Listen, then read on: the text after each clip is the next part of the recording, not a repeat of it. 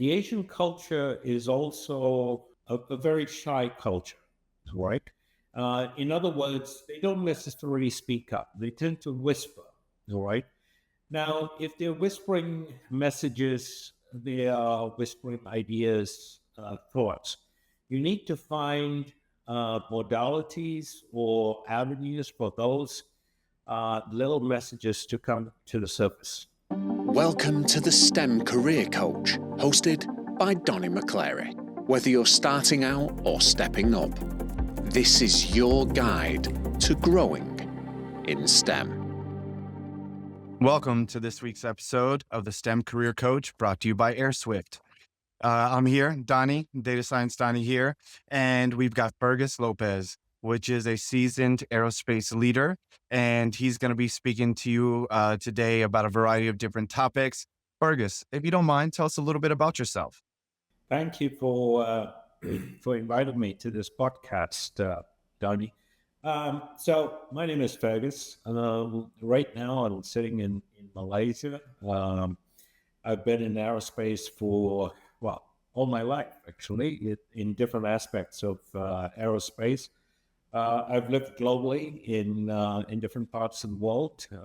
Born in Malaysia, but now a Canadian. Welcome home. Well, thank you. And right now, managing APS for the Asia Pacific region. APS is Aircraft Propeller Systems, and I'm the managing director for the Asia Pacific region. Awesome. Now, as you've mentioned, you've led teams in Singapore, China, Malaysia, Europe. You come from Canada and beyond. So what's your biggest challenge when hiring talent across borders? Wow, that's a big question. You're gonna start big, my friend. Okay, we got to look at hiring across borders in two different ways. You can hire across borders locally, or you can hire international hires and then place them in the country and that you desire. Both have different challenges. If you're hiring locally, some of the pros are that the individual would understand the local culture, the work practices, so on and so forth.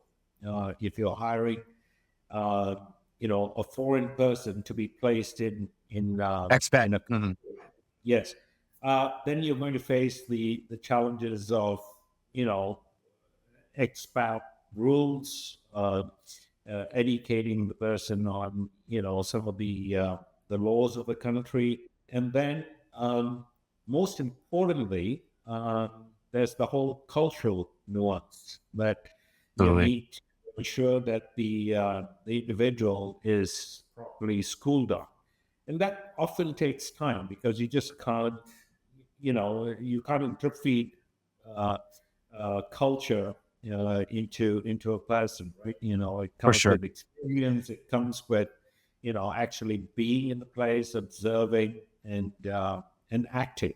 The way that the locals do, or understanding how to behave, how to speak, how to understand and present yourself in a manner that is not only acceptable but is attractive to the local culture and the people. Yeah, it takes we've got two very different buckets that you've kind of brought up. We've got the local market, hiring locally, and just from potentially a geography that's elsewhere in the world and expanding into a particular region, or you've got those experts that maybe at the headquarters or just have the transferable experience that are being embedded in that country to, essentially lead the charge, which really is two very different kind of paths and trajectories, which I would love to dive into. I would love to start with the first bucket. A company decides that they want to invest in Malaysia, just like Airswift. We are, expanding massively in our delivery center here in KL. And we are constantly, being quite prideful of hiring some great local talent to lead the charge for us globally.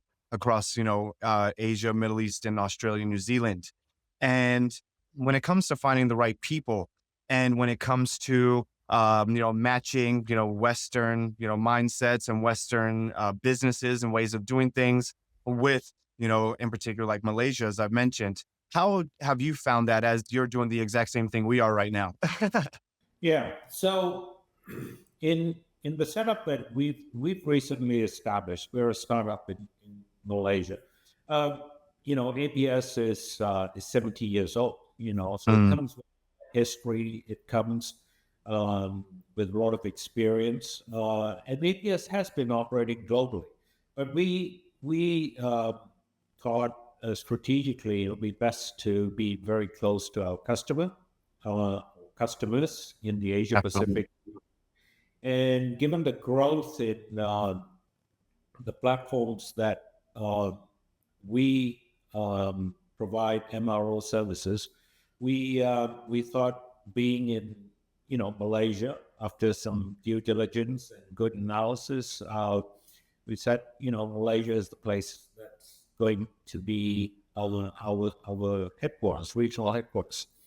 So coming back to your question, we also decided early on that we are going to primarily employ Malaysians, all right, to staff this place. In fact, I'm the only foreigner that that we Just got. like me, Although I do have a little bit of history. I was born in this country and lived for in this sure. country for at least the early schooling of my life.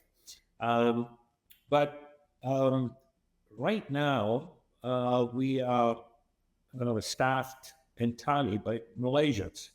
So making that decision to employ Malaysians, the first thing you got to have is you got to have a lot of trust, right?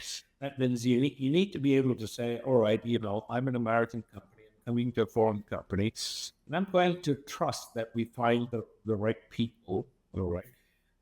And finding the right people is a whole different topic, all the actions, but we did find in our first batch or the pioneer group, Mm, 30 individuals that I wouldn't trade for anything. They're good people.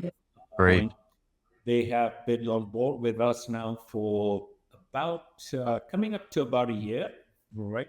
Nice. We recently had our grand opening ceremony, and very, very proud.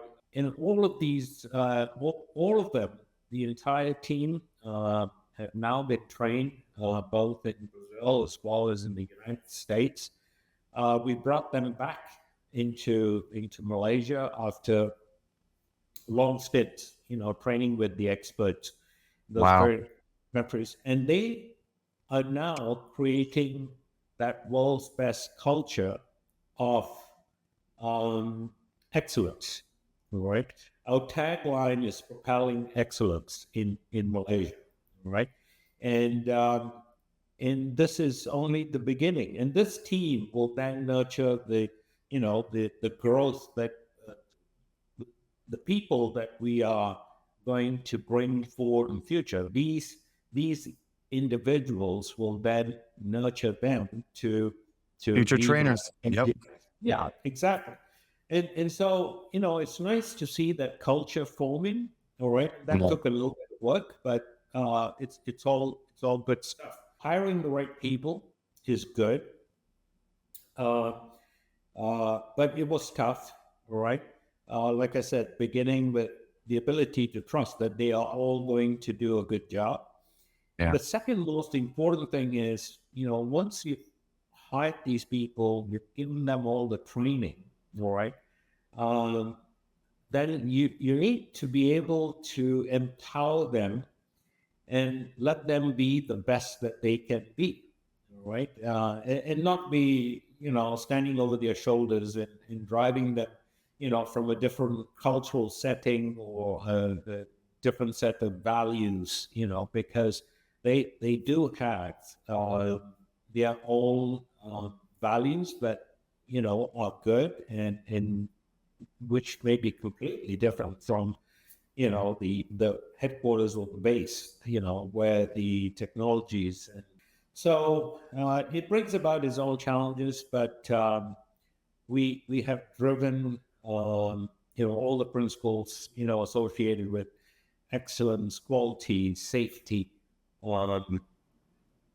mindfulness, right, into the team, and I think we're doing very well. That's great to hear. And I'm sure, you know, when the trainees, you know, essentially, you know, first move to those locations temporarily to, you know, be upskilled, I'm sure you saw that there were some growing pains because in my experience, just because a certain place or a certain region or a certain country does something a certain way, it doesn't mean that that will directly translate. And in my experience, I would say there's kind of a box, there's a framework that yes, it does, but there is a lot of things outside of that framework that really need to be customized, I think is a word I like to use. So I would Yeah. love to hear, you know, your experience with that as you said, you've been on this 1 year journey and you're now starting to see, you know, the fruits of those, you know, those trainings and how, you know, knowledgeable and how much retention actually, you know, happened. So two of our employees had never been on an airplane before. Wow. Working in aviation. That's amazing.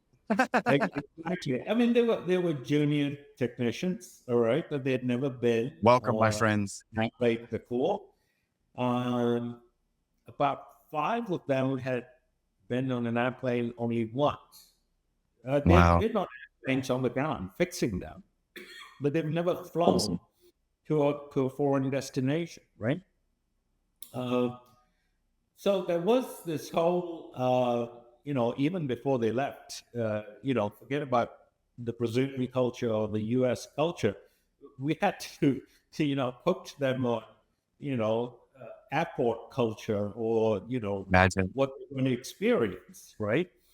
And then, of course, what we did was I didn't worry too much about the technical training, right? Uh, like I said, APS is 70 years old, all right? No. There's a lot of bandwidth, there's a huge depth of experience that exists on, you know, two sites, either in Brazil or in Chicago, Lake Zurich, just outside of Chicago. So I wasn't too concerned that, you know, they wouldn't get the right coaching or training. What I did worry about was how they were going to assimilate Absolutely. into Brazil, and of course the United States.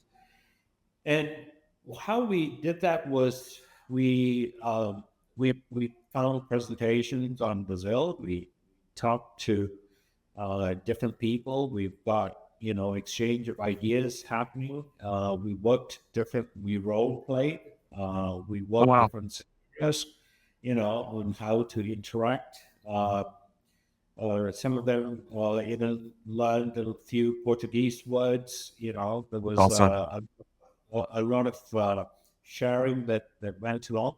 But likewise for the you know, in US, the team in US were very well prepared. They were coached, all right, Lord. You know, what is the Malaysian culture like? Food. They were welcomed. Exactly, they were welcomed into the U.S. You know, at the airport with open arms. All right. Awesome. That's amazing. Uh, the team in the U.S.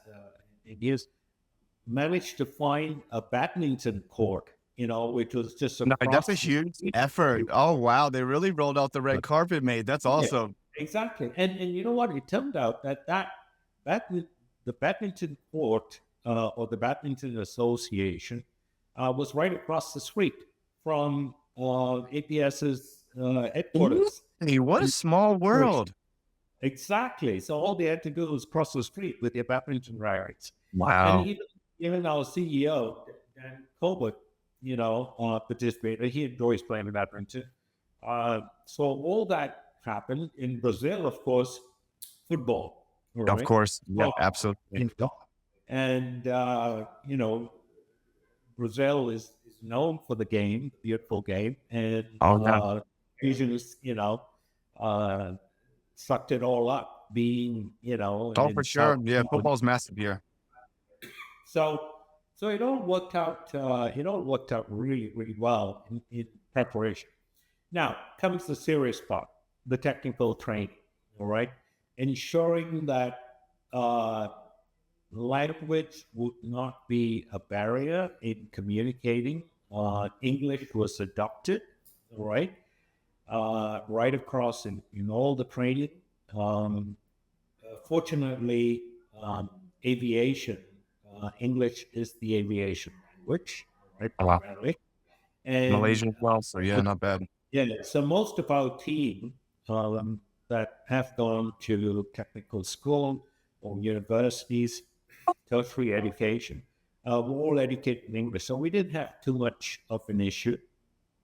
Uh, but access, an issue, right?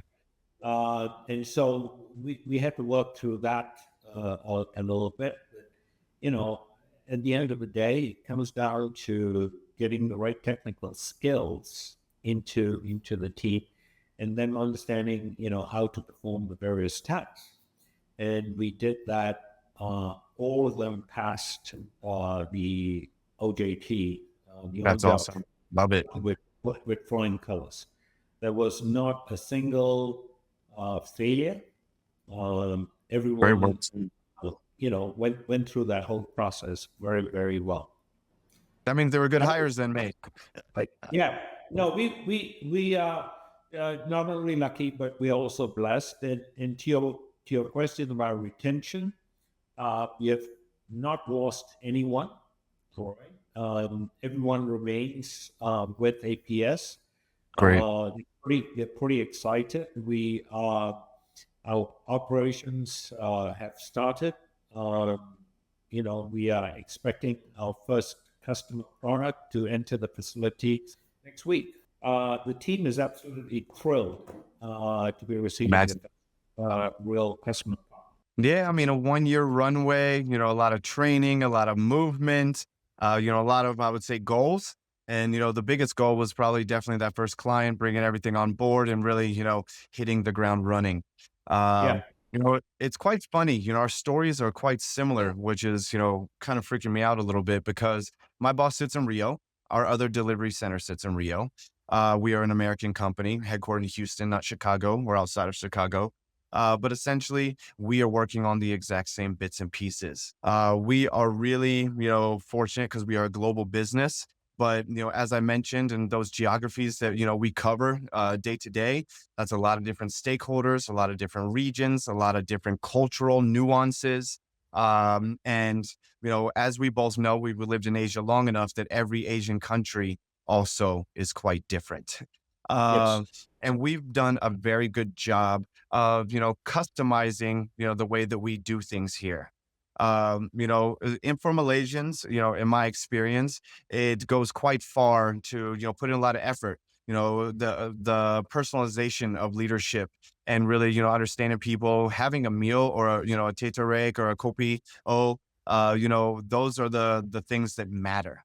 And they are very, very loyal people. And if you, win over their hearts a little bit and their stomachs, in my opinion, they'll follow you to war. They really will. Yeah. And there's so many, I guess different touch points in recruitment. So we really need people with great communication skills, which we found is, in plethora in Malaysia, similar to yourself.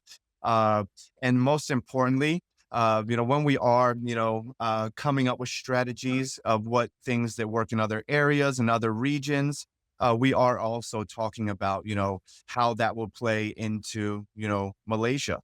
One of the things I had to work on was speaking too fast. Being Yep. an American, our pace of, speaking is, quite fast. My family's from New York as well, so that doesn't give us any justice. But that was something I had to work on. And it is, which is segue to my next question for you is, being a leader, especially someone that, for me, being a Westerner from America, and spending a lot of time, especially in your professional career, in Western, environments, how did you have to tailor, your leadership style? How did you kind of have to adapt in some ways to, get you to this point where you have no turnover? You're rolling out your first product. Nobody failed. Those are quite great milestones. Yes. So now, do I have a lot of things to learn uh, We all do. in, in that experience? Yes, I've still got a long way to go. But here's some things which I found to be quite successful in helping build teams, helping build loyalty, helping build trust, and all those wonderful attributes that go to creating you know an excellent team. Um, Listen more than you speak, all right, especially in the Asian culture, all right. The Asian culture is also a very shy culture, right? In other words, they don't necessarily speak up. They tend to whisper, all right? Now, if they're whispering messages, they are whispering ideas, thoughts. You need to find modalities or avenues for those little messages to come to the surface. All right, You need to give different avenues for these messages. Do not expect in a big group setting to have people put up their hands and shout out ideas. It might take a day or two before you get some feedback. Have patience. All right. The other thing is hire for, we made a point of hiring for attitude as well. So the individuals that we brought on, the interview sessions were a lot about themselves. How do they approach various scenarios, right? So there were many individuals, right, that didn't fit the APS culture in the way that we would like them to, right? So they were weeded out quite quickly through the selection process. Um, and, try and surround yourself with people who are, a lot smarter than you, especially in areas that you're not, quite familiar with. So we found some really, really bright individuals that helped accelerate the process of regulatory certification, environmental certification, engineering type certifications, or even some of the government regulatory for buildings and ensuring that we met all the standards. So that a lot of it. It's like a little recipe that you need to bring together to ensure that you were successful in your hiring and your retention, right? Yeah, absolutely. And I'm loving what you're saying because I'm really happy to hear because it's a similar approach to what we're doing at Airswift. And I like hiring people that have goals, that are motivated, that, want to accomplish something, not just say, I want to do recruitment because I want to, make great commissions. I want to know that you want to take care of your family. I want to know that you want to go on a trip somewhere. You want to go hike a mountain. You want to go buy your first car, or, you're got an old car, you're trying to upgrade yourself. You want to buy your first property. These are the things that we really, emphasize, at Airswift and what we're trying to build here, especially in the delivery center in KL, because those are people that have the resiliency. You want people that will look at problems and not instantly run and ask for help.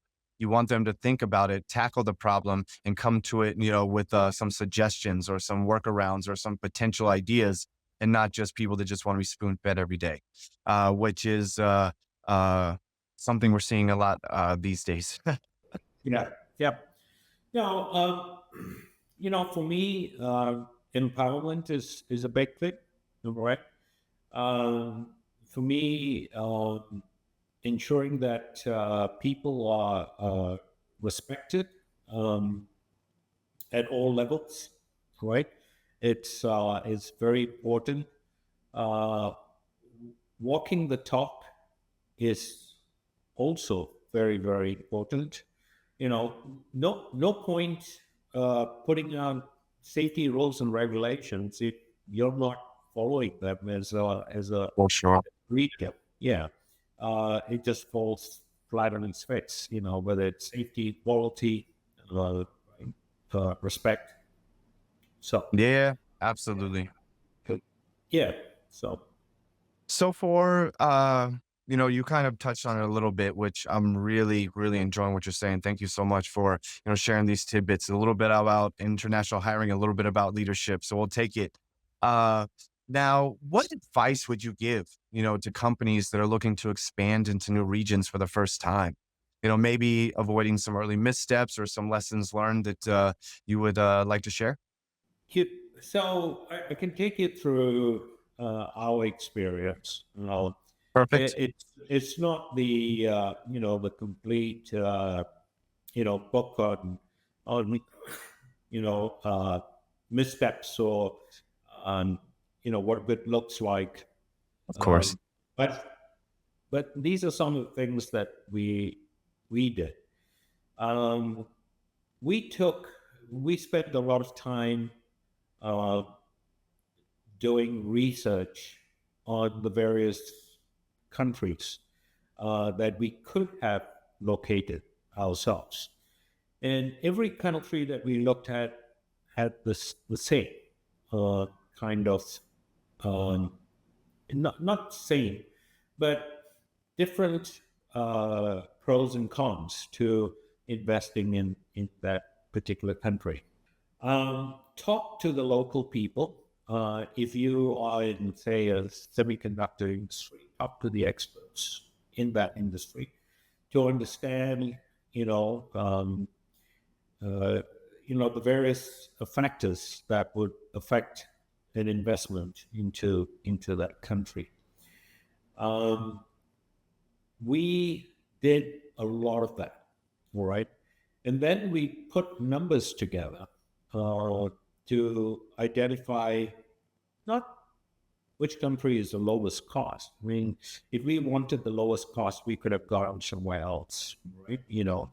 But we looked at, what is the best cost, where the value is going to be found. Um, and in our case, and I'm not suggesting it should be everyone's case, we found Malaysia to fit our needs because we had a lot of history down here. We had a customer base.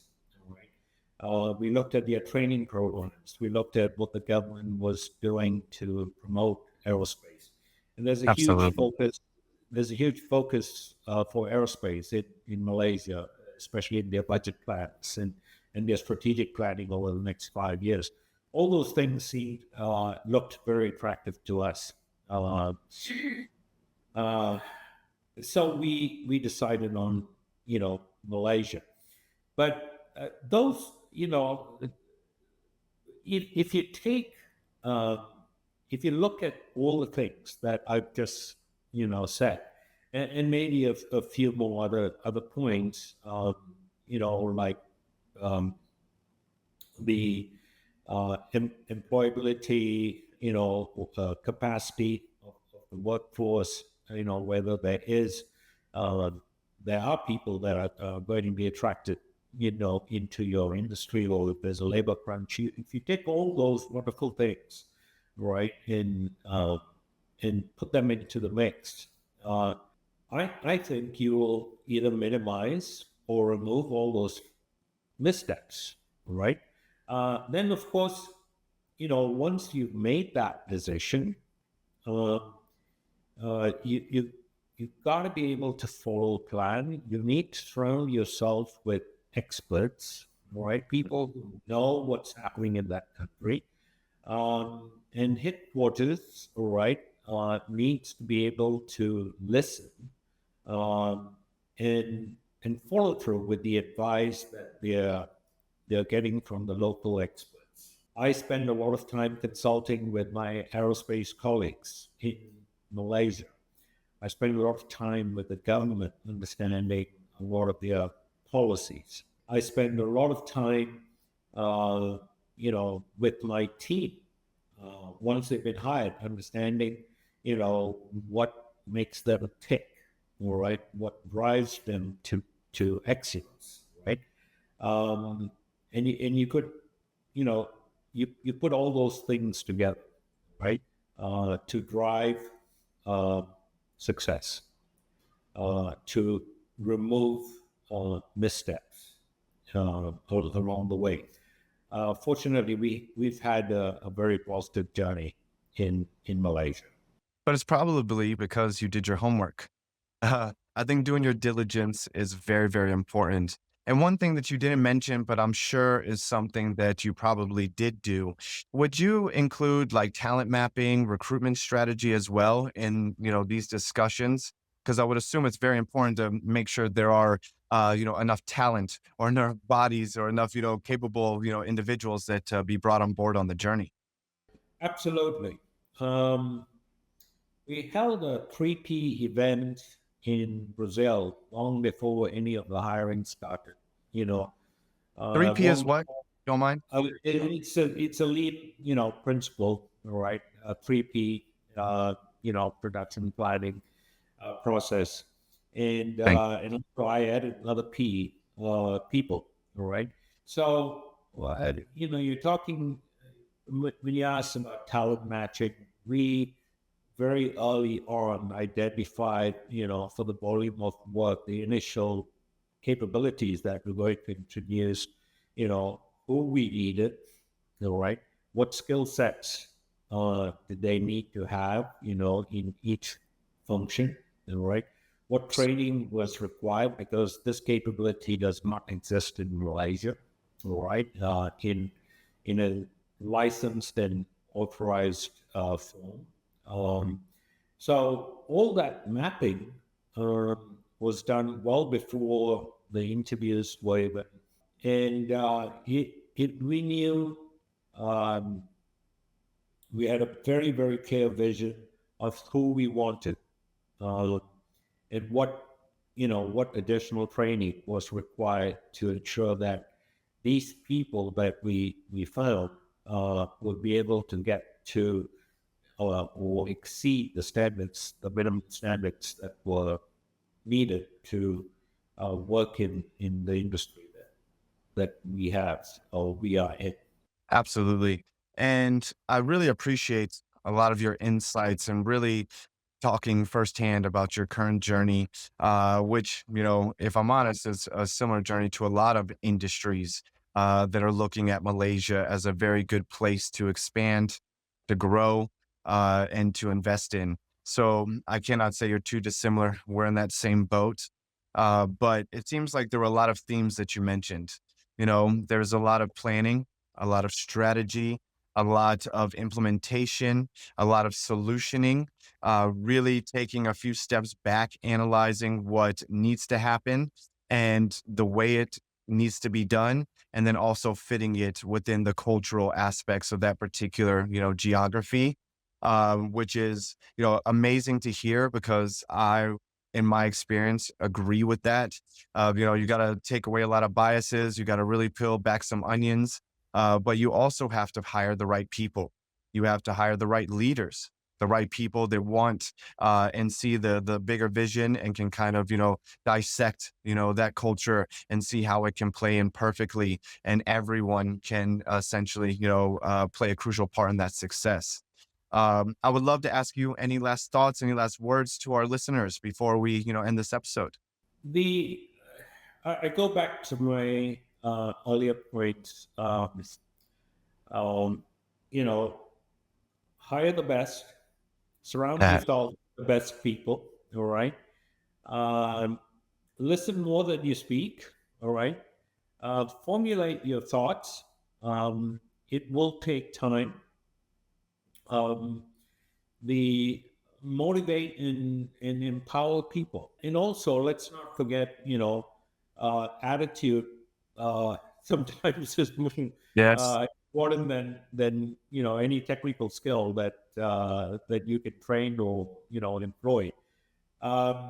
If you bring all these things together, I'd say you've got a winning formula. I mean, those would be my, uh, my, conclusions that, from my experience that I found has been, very successful for not only APS, but also the previous companies that I've worked for. Of course. And there's one thing that you left out that I just remembered that you mentioned, which was resonated quite well with me, is if you're say you're going to do something, you do it. Lead Yes. by example.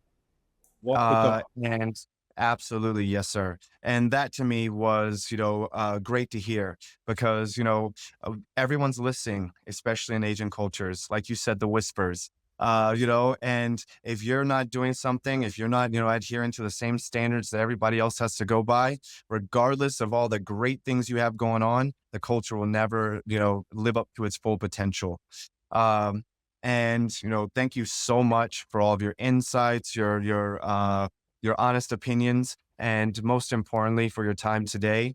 I think our listeners got a great episode. And thank you so much, everyone that's listening. And we look forward to hearing you and seeing you on the next episode. Thank you, Donnie. It's been really good talking to you, and I wish Airswift all the best. Thank you for listening to the STEM Career Coach with Donnie McClary. If you enjoyed today's episode, hit subscribe and stay tuned for more inspiring stories and actionable tips. Catch you next time.